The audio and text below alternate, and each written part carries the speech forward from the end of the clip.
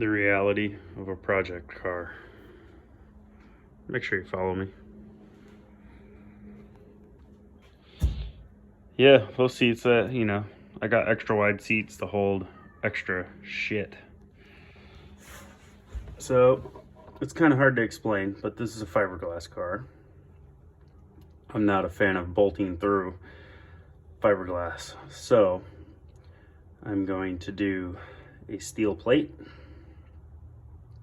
to anchor my pedals off of, because the last thing I want is to use them and they break.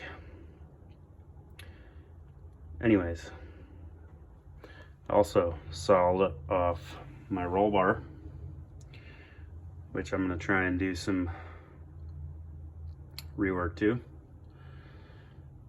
So hopefully I got the thing up in the air.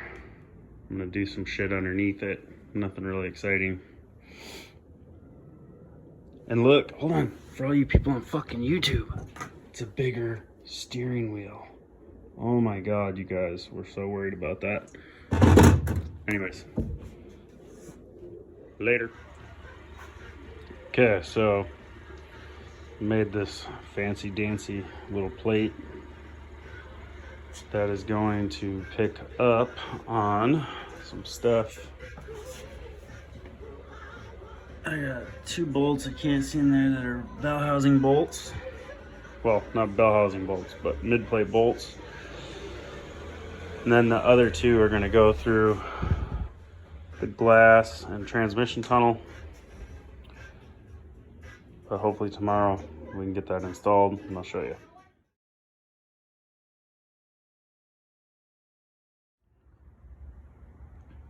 So, as part of the brake stuff, oh, I'm falling over.